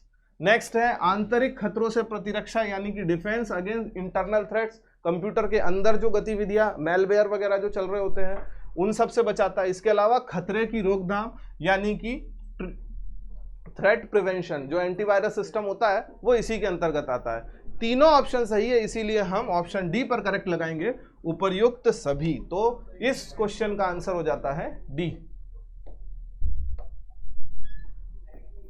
नेक्स्ट क्वेश्चन, देश की सीमाओं से परे ई कॉमर्स कौन सा आयाम व्यापार के लिए सक्षम है? ई कॉमर्स का कौन सा डायमेंशन देश की सीमाओं से बाहर, यानी कि इंटर कंट्री ट्रांजैक्शंस में हेल्प करता है? तो आपको यहां पर कुछ भी पढ़ने की आवश्यकता नहीं थी। ये वो प्रश्न था जो केवल लॉजिकल रीजनिंग से सॉल्व किया जा सकता है। दो देश आपस में व्यापार कर सकेंगे ई कॉमर्स के माध्यम से। ये कैसे सक्षम होता है बताइए? अमीरी के द्वारा होता है क्या? किसी के पास पैसा ज्यादा है तो क्या ऑटोमेटिकली व्यापार हो जाएगा क्या? एक देश के अंदर हो सकता है, दो देशों के बीच में नहीं हो सकता है ऐसी स्थिति में। उसके बाद इंटरएक्टिविटी, अंतर क्रियाशीलता, इसके अलावा विश्वव्यापी पहुंच, और आखिरी है सर्वविद्यमानता, यानी कि अवेलेबिलिटी। 100% अवेलेबिलिटी होने पर भी दो देशों में व्यापार नहीं हो सकता। वहां ई कॉमर्स हेल्प करती है ग्लोबल रीच के माध्यम से, विश्वव्यापी पहुंच के माध्यम से। आज आप देखो अमेजॉन भारत की कंपनी नहीं है। आज आप देखिए जो ऑर्कुट है भारत की कंपनी नहीं है। ऐसी बहुत सारी कंपनी ई कॉमर्स वेबसाइट है जो हमारे देश की नहीं है, लेकिन वहां से हम सामान या किसी भी प्रकार के आइटम को परचेज करके बुलवा सकते हैं। तो इसका सही उत्तर सी होगा, विश्वव्यापी पहुंच, यानी कि ग्लोबल रीच।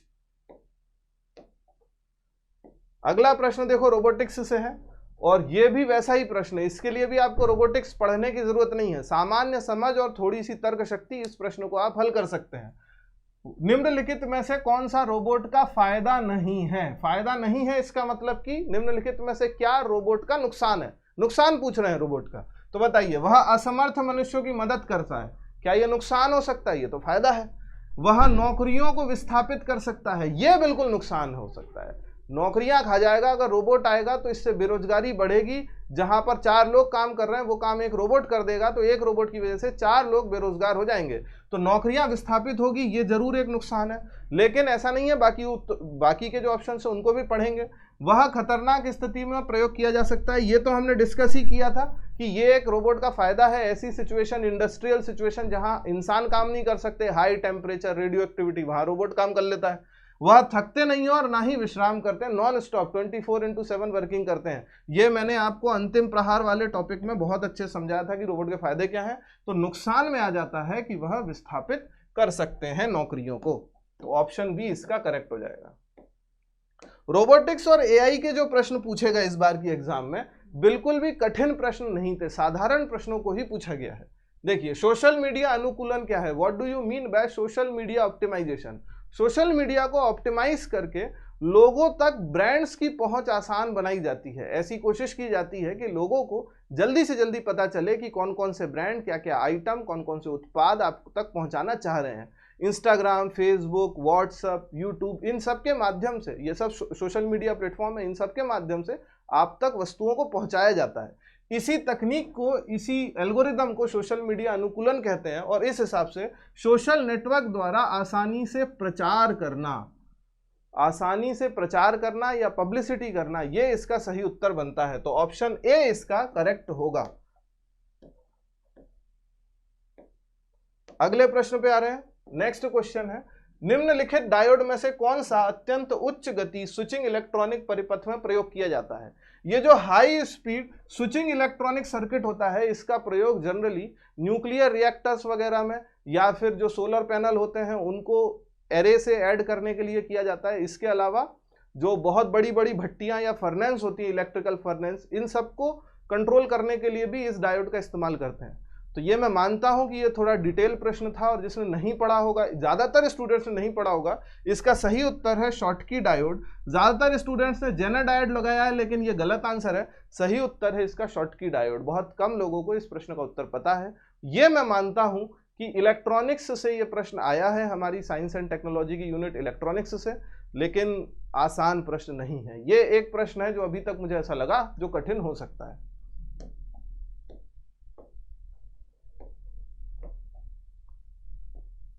अगला, निम्नलिखित में से कौन सा कृत्रिम बुद्धिमत्ता के पक्षपात का स्रोत नहीं है? बाइसिंग का स्रोत नहीं है। पक्षपात, देखो ये जो शब्द है ये थोड़ा सा अटपटा लग रहा है। ऐसी सिचुएशन में इंग्लिश वाले ट्रांसलेट को पढ़िए, यहां पर लिखा है बाइसिंग। बाइसिंग का मतलब होता है कि एआई किसी भी सिचुएशन को यस और नो में कैसे डिवाइड करे। जब आर्टिफिशियल इंटेलिजेंस यस और नो में सिचुएशंस को डिवाइड करता है तो वो बहुत सारी इंफॉर्मेशन को एक्सेस करता है। तो वो कौन सी इंफॉर्मेशन होगी जिसे वो इन चारों में से एक्सेस नहीं करना चाहेगा?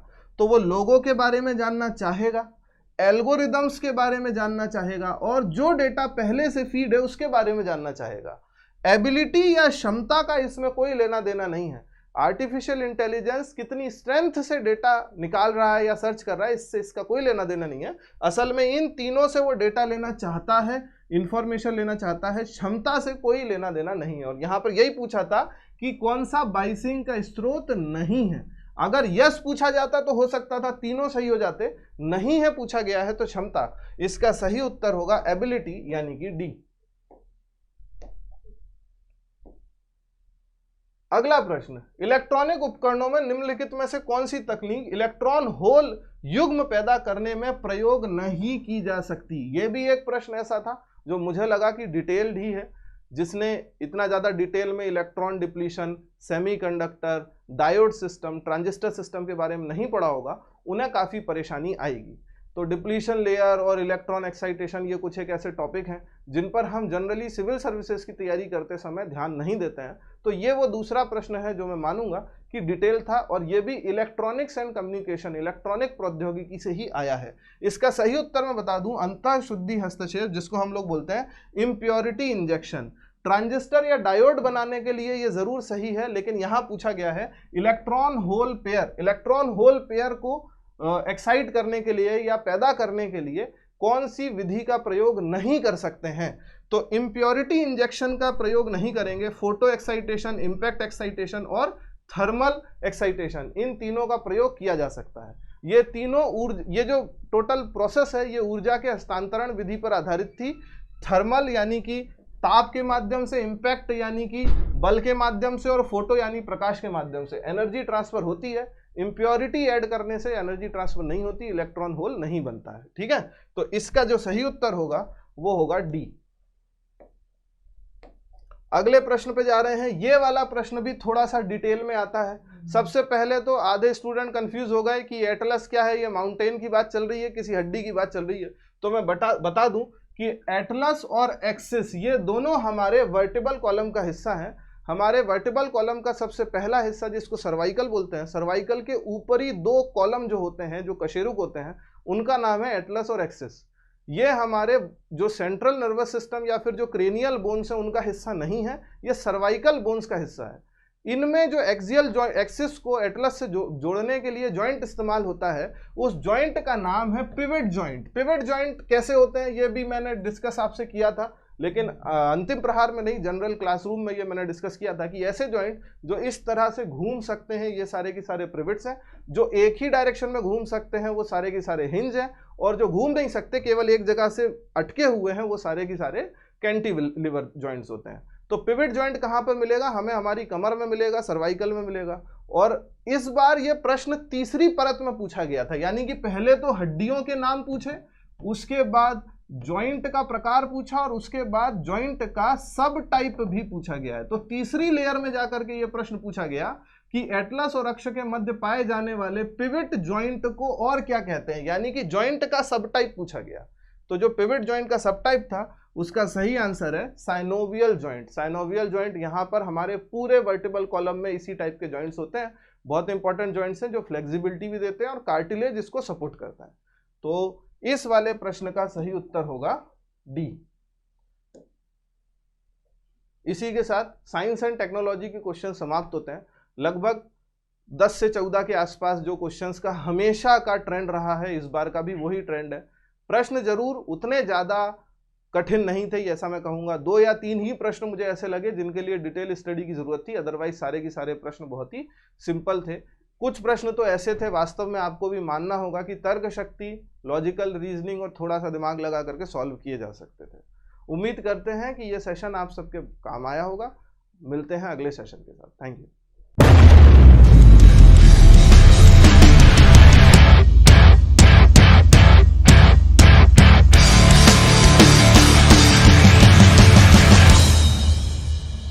नमस्कार साथियों, पिछले सेशन में कुछ तकनीकी समस्या आ जाने के कारण हमारा आपसे संपर्क टूट गया था। अब हम वापस इस सेशन को कंटिन्यू कर रहे हैं, हम आंसर्स डिस्कस कर रहे हैं। तो मैं पर्यावरण के आपसे क्वेश्चंस डिस्कस करना चाह रही हूँ। पर्यावरण के 3 क्वेश्चंस आए थे और तीनों का लेवल बहुत ही बेसिक था, जो हमने लास्ट में एक लेक्चर किया हुआ था पर्यावरण का। तीनों क्वेश्चन उसी से आए हुए हैं। पहला क्वेश्चन हम देखते हैं, वह क्षेत्र जो 2 पारिस्थितिक तंत्रों के सीमा रेखा अथवा संक्रमण क्षेत्र के रूप में कार्य करता है, तो उसे क्या कहते हैं? ये हमने पहले भी डिस्कस किया हुआ है कि जहाँ 2 पारिस्थितिक तंत्र मिल रहे होते हैं, इस क्षेत्र में जैव विविधता अधिक पाई जाती है और इस क्षेत्र को हम इकोटोन कहते हैं। तो इसका आंसर इकोटोन होगा। इसके बाद अगले क्वेश्चन की ओर चलते हैं। नेक्स्ट क्वेश्चन जो है वो पूछा गया था जैव विविधता तप्त स्थल, इंग्लिश में बोले तो जैव विविधता हॉटस्पॉट, बायोडाइवर्सिटी हॉटस्पॉट से नेक्स्ट क्वेश्चन आया हुआ था। इस क्वेश्चन की जब हम बात करते हैं तो जैव विविधता हॉटस्पॉट की अवधारणा नॉर्मन मेयर्स ने दी थी, हम पहले भी डिस्कस कर चुके हैं। और भारत में 4 जैव विविधता हॉटस्पॉट है, हमें उसमें से एक छांटना था। तो जो भारत के 4 जैव विविधता हॉटस्पॉट है उनमें सबसे पहला होता है हिमालयन क्षेत्र, दूसरा होता है इंडो बर्मा, तीसरा होता है सुंडालैंड जो कि अंडमान निकोबार वाला क्षेत्र आता है, और चौथा पश्चिमी घाट। ये भारत का सर्वाधिक जैव विविधता संपन्न स्थल है। इसको जैव विविधता हॉटस्पॉट में, बाकी ना थार मरुस्थल है, ना पूर्वी घाट, ना दक्कन का पठार, ये तीनों जैव विविधता हॉटस्पॉट नहीं है। एकमात्र जैव विविधता हॉटस्पॉट जो इसमें दिया गया है वो है पश्चिमी घाट। और नेक्स्ट क्वेश्चन की ओर चलते हैं। इसका आंसर हुआ पश्चिमी घाट। नेक्स्ट क्वेश्चन, कौन से प्रदूषण से मनुष्य में इटाई रोग हो जाता है? ये क्वेश्चन भी हम पहले डिस्कस कर चुके थे उस सेशन में। इटाई रोग कुछ पारा प्रदूषण से जो होता है वो मिनी माता रोग होता है, नाइट्रेट के कारण ब्लू बेबी सिंड्रोम हो जाता है, आर्सेनिक प्रदूषण से ब्लैक फुट की बीमारी हो जाती है। आखिरी ऑप्शन जो बचता है वो है कैडमियम प्रदूषण। कैडमियम प्रदूषण के कारण इटाई रोग हो जाता है। तो इसका आंसर कैडमियम प्रदूषण का इटाई होगा। ये 3 प्रश्न जो है वो पर्यावरण से थे। बहुत बेसिक प्रश्न पूछे गए हैं, कोई स्पेशल क्वेश्चन नहीं था। अगर आपने थोड़ा सा भी पर्यावरण पढ़ा है तो ये क्वेश्चंस आपसे बन गए होंगे। नेक्स्ट जो क्वेश्चन हम डिस्कस करने वाले हैं वो है खाद्य सुरक्षा से संबंधित क्वेश्चन। ये क्वेश्चन आया हुआ था, खाद्य सुरक्षा और मानक अधिनियम 2006 के अनुसार हमारे देश में निम्नलिखित में से किस चिन्ह को प्रसंस्कृत फल उत्पादों के लिए अनिवार्य किया गया है? ये पूछ रहा है कि जो प्रोसेस्ड फ्रूट प्रोडक्ट्स है, जैसे जैम हो गया, जेली हो गया, कोई फ्रूट जूस हो गया, उसके लिए कौन सा चिन्ह अनिवार्य है? तो इसका आंसर होगा FPO, फ्रूट, इसका फुल फॉर्म ही होता है फ्रूट प्रोडक्ट्स ऑर्डर। ये जो है चिन्ह 2006 में भारत सरकार ने अनिवार्य कर दिया था कि जितने भी प्रसंस्कृत फल उत्पाद हैं, कोई जेली, कोई जैम, इन सब के लिए ये FPO इसका सही आंसर होगा। ये क्वेश्चन हमारे पर्यावरण से संबंधित थे। आगे के सेशन से आप जुड़े रहिए। अब पर्यावरण के लिए इतना ही, धन्यवाद।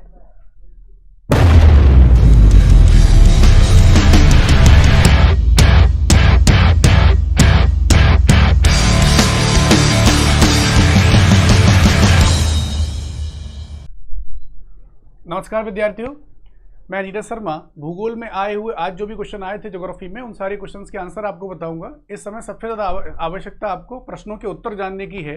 डिस्कशन वाला पार्ट कभी बाद में रख लेंगे। आज सिर्फ आप सटीक उत्तर जानिए कि क्या होगा, ठीक है। तो स्टार्ट करते हैं, जल्दी से इसको समाप्त करेंगे। पहला प्रश्न है भूगोल से। वर्ष 2011 की जनगणना के अनुसार निम्नलिखित में से किस राज्य में जनसंख्या वृद्धि दर सर्वाधिक थी? Option A Arunachal Pradesh, option B Bihar, option C Meghalaya, option D Punjab. तो इसका सही उत्तर है मेघालय। मेघालय इसका करेक्ट आंसर है। अगला क्वेश्चन देखेंगे। दक्षिण पूर्व एशिया के सीमा पार नदी मीकांग निम्नलिखित में से किस देश से नहीं गुजरती है? तो ऑप्शन दिए हैं आपके सामने, कंबोडिया, वियतनाम, बांग्लादेश, लाओस। 4 विकल्प हैं। थोड़ा सा मैंने आपको बताया था जब मैं पढ़ा रहा था अभी 2-4 दिन पहले कि मैपिंग से संबंधित प्रश्नों को अच्छे से देख लेना और भारत में खनिज और जनगणना के क्वेश्चन अच्छे से देख लेना। यहाँ से प्रश्न बन सकते हैं। सामान्यतः ज्योग्राफी में यहाँ से क्वेश्चन आते ही हैं। तो इसका सही आंसर होगा बांग्लादेश। कंबोडिया, वियतनाम, लाओस ये काफ़ी दूर हो जाते हैं, यहाँ से एक बहुत बड़ा गैप हो जाता है। तो कॉमन सेंस वाला क्वेश्चन था, बांग्लादेश का सही आंसर है। अगला क्वेश्चन देखेंगे। वर्ष 2011 की जनगणना के अनुसार निम्नलिखित में से किस राज्य में महिला साक्षरता दर प्रतिशत में सर्वाधिक रही है? Option A Mizoram, option B Goa, option C Himachal Pradesh, option D है महाराष्ट्र। तो इसका सही आंसर है मिजोरम। अगला क्वेश्चन देखेंगे। 90 ईस्ट रिज, 90 डिग्री पूर्व रिज जिसको कहते हैं, निम्नलिखित में से कौन से महासागर में स्थित है? ऑप्शन ए आर्कटिक महासागर, ऑप्शन बी अटलांटिक महासागर, ऑप्शन सी प्रशांत महासागर, ऑप्शन डी है हिंद महासागर। ये 4 विकल्प हैं, इसमें से सही आंसर है 90 ईस्ट रिज हिंद महासागर का हिस्सा है। तो इसका आंसर सही है हिंद महासागर। अगला क्वेश्चन देखेंगे। एशिया में निम्नलिखित में से कौन सा देश स्थल रुद्ध नहीं है, लैंडलॉक नहीं है? तो नेपाल आपको पता है लैंडलॉक है, लाओस आपको पता है लैंडलॉक है, भूटान पता है, थाईलैंड की काफ़ी चर्चा करते रहते हैं सभी। आपको पता है कि थाईलैंड, बैंकॉक सभी लोग घूमने जाना चाहते हैं और समुद्र तटीय क्षेत्र का मजा लेने चाहते हैं, इसलिए थाईलैंड एकदम कॉमन सेंस वाला आंसर था और थाईलैंड इसका सटीक आंसर है।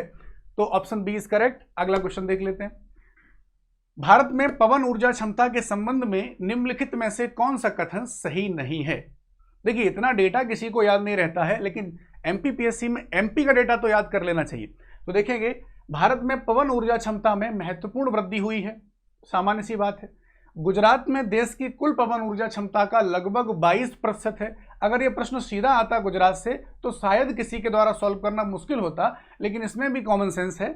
वर्ष 2021 में तमिलनाडु की पवन ऊर्जा क्षमता देश की कुल क्षमता की लगभग 24% थी।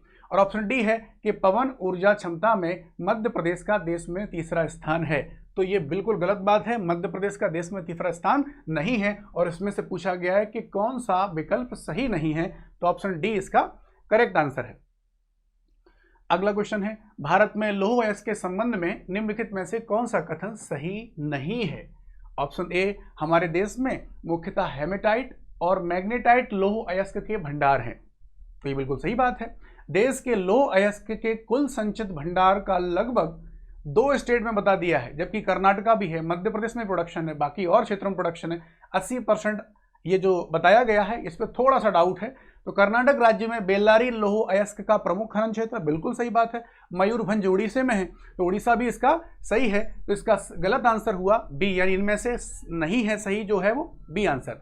तो 80% झारखंड और उड़ीसा में ही नहीं है, और भी क्षेत्रों को मिला के 80% है।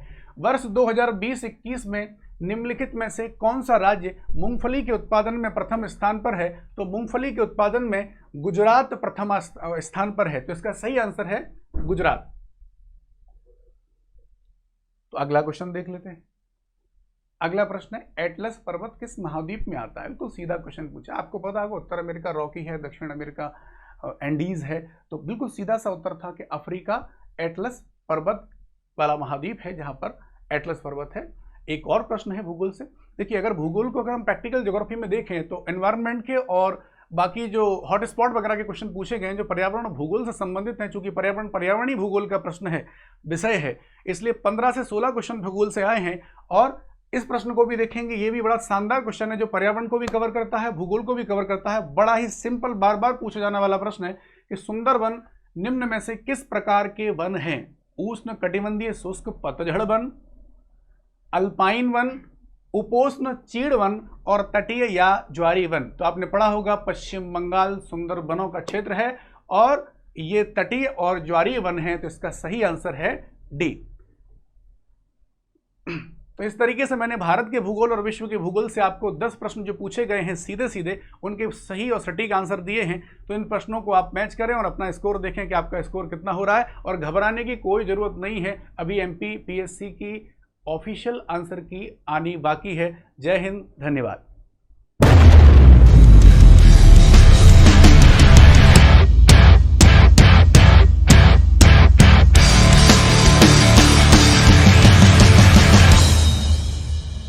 जय हिंद दोस्तों, कैसे हैं आप लोग? और आशा करता हूं कि आप सबका पेपर बहुत शानदार गया होगा। और आज मैं आपके साथ जो डिस्कस करने वाला हूं इकोनॉमिक्स के क्वेश्चन, इस पेपर में कौन कौन से क्वेश्चन आए, तो जल्दी से देख लेते हैं कि इस पेपर में इकोनॉमिक्स के क्वेश्चन क्या हैं और इनके आंसर्स क्या हैं।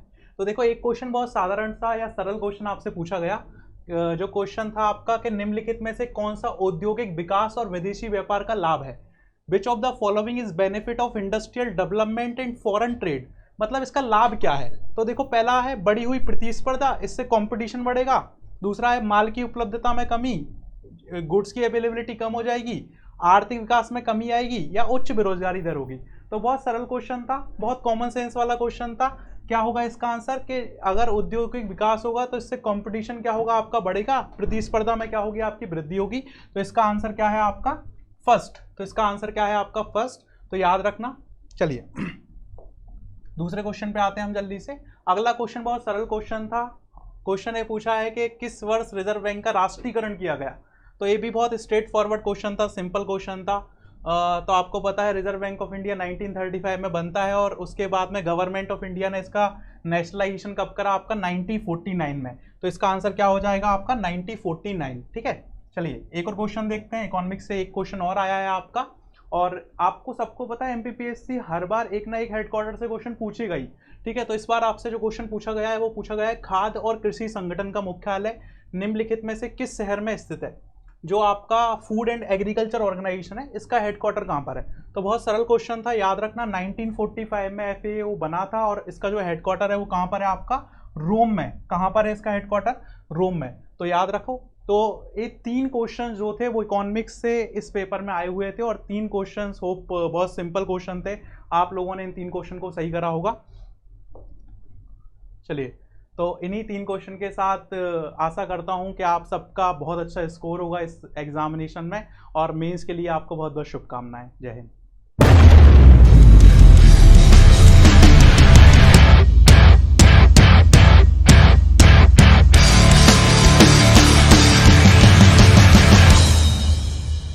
जय हिंद दोस्तों, एक बार फिर से स्वागत है आपका। और अब हम जो डिस्कस करने वाले हैं वो करंट अफेयर्स और स्पोर्ट्स के कुछ क्वेश्चंस हैं, उनको हम देखेंगे। तो कौन कौन से क्वेश्चन आए करंट अफेयर्स और स्पोर्ट्स में, उनको हम देखते हैं। तो देखो, एक क्वेश्चन आया करंट अफेयर्स का जो एक्सरसाइज से क्वेश्चन आया था कि अभी जो आपकी एफिनडेक्स जो एक्सरसाइज है आपकी इंडिया और अफ्रीका के बीच में, इसको कहाँ पर आयोजित किया गया है? तो इसका जो सही आंसर है वो है आपका पुणे। कहाँ पर इसको आयोजित किया गया है? 2023 में पुणे में इसको आयोजित करा गया है। ठीक है, तो इसका आंसर पुणे है। चलिए, उसके बाद अगर हम देखें तो अगला क्वेश्चन पूछा है आपका ट्रॉफीज से। Which of the following combination are correctly match? इनमें से कौन से कॉम्बिनेशन जो है वो करेक्टली मैच्ड हैं? अब देखो, ये बहुत सरल क्वेश्चन इसलिए भी था क्योंकि ऑप्शन इसके बहुत अच्छे थे। अगर आप एक को करेक्ट कर लेते, जैसे रंगास्वामी कप, आपको पता है पोलो से संबंधित नहीं है, ये हॉकी से संबंधित है, तो बस एक हट जाएगा। तो आंसर क्या हो जाएगा आपका 2, 3, 4। तो आंसर क्या हो जाएगा इसका 2, 3, 4 क्या है आपका? ये आंसर है इसका। चलिए नेक्स्ट क्वेश्चन पे आते हैं। नेक्स्ट क्वेश्चन पूछा गया हॉकी खेल के लिए वर्ष 2020 का। ध्यान से देखना, लेटेस्ट नहीं पूछा है आपका, ये 2020 का लाइफ टाइम द्रोणाचार्य पुरस्कार किसको प्रदान किया गया, एक क्वेश्चन पूछा था। कई बच्चे कंफ्यूज हो गए नए वाले में, और आप ये पुराना पूछा गया है 2020 का, तो इसका सही आंसर जो है वो आपका सेबेस्टियन जूट फेलिक्स सेबेस्टियन क्या है इसका सही आंसर है। चलिए आगे देखते हैं। अगला क्वेश्चन पूछा है कि फीफा विश्व कप 2022 में गोल्डन बॉल पुरस्कार किसको मिला। तो गोल्डन बॉल पुरस्कार की अगर हम बात करें तो आपको पता है कि लियोनेल मेसी जो है वो लगातार 3 बार से गोल्डन बॉल पुरस्कार जीत रहे हैं, तो इसका आंसर क्या है आपका लियोनेल मेसी है। ठीक है, चलिए नेक्स्ट क्वेश्चन पे आ जाते हैं हम। नेक्स्ट क्वेश्चन है 2017 से आरंभ सौभाग्य योजना निम्नलिखित में से किस मंत्रालय से संबंधित है। तो एक बहुत सिंपल सी योजना या बहुत फेमस योजना है सरकार की, जो दीनदयाल हर घर बिजली योजना जो थी उसका ही एक वर्जन है आपका सौभाग्य। तो याद रखना ये किस मंत्रालय के तहत काम कर रही है, विद्युत मंत्रालय के तहत। तो सौभाग्य योजना किसके अंतर्गत है, विद्युत मंत्रालय के अंतर्गत। चलिए अगला क्वेश्चन है आपका, वर्तमान में भारतीय थल सेना अध्यक्ष कौन है। अगेन सिंपल क्वेश्चन था, अपॉइंटमेंट से क्वेश्चन था, तो इसका आंसर आप सबको पता होगा कौन है आपके, मनोज पांडे जो हैं वो वर्तमान में भारतीय थल सेना अध्यक्ष हैं। क्लियर है जी। चलिए तो होप आप बहुत सारे क्वेश्चन इसमें से सही कर आए होंगे। तो गुड लक आपके एग्जाम आने वाले एग्जाम्स के लिए। Thank you so much. दोस्तों आपको कोई भी प्रॉब्लम या कोई भी आपको ऐसी चीज़ लगती है कि इसमें कोई भी दिक्कत आई है तो आप कमेंट बॉक्स में हमें मैसेज कर सकते हो। और सबसे ज़्यादा जिस चीज़ के लिए आप एक्साइटेड हो वो है आंसर की। तो अगर आपको आंसर की देखनी है कौटिल्य अकेडमी की, तो हमारी जो टेलीग्राम लिंक है उसमें आप ज्वाइन हो जाइए। वहाँ पर आपको जो आज के पेपर की आंसर की है वो आपको देखने को मिल जाएगी। ठीक है, तो आंसर की आपकी वहाँ पर अपलोड हो चुकी है, वो आप देख लीजिएगा। ठीक है, और कोई भी आपका अगर कोई भी कमेंट है आपका तो उस पर आप कमेंट कर सकते हैं। Thank you so much.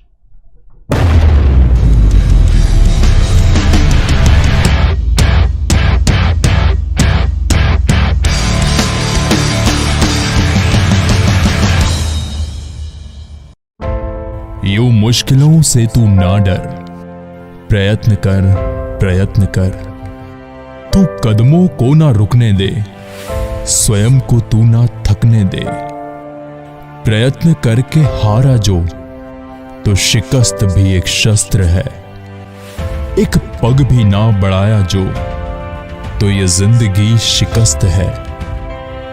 अड़चनों की धूप में तू कोशिशों की छांव बन, यूं मुश्किलों से तू ना डर, प्रयत्न कर।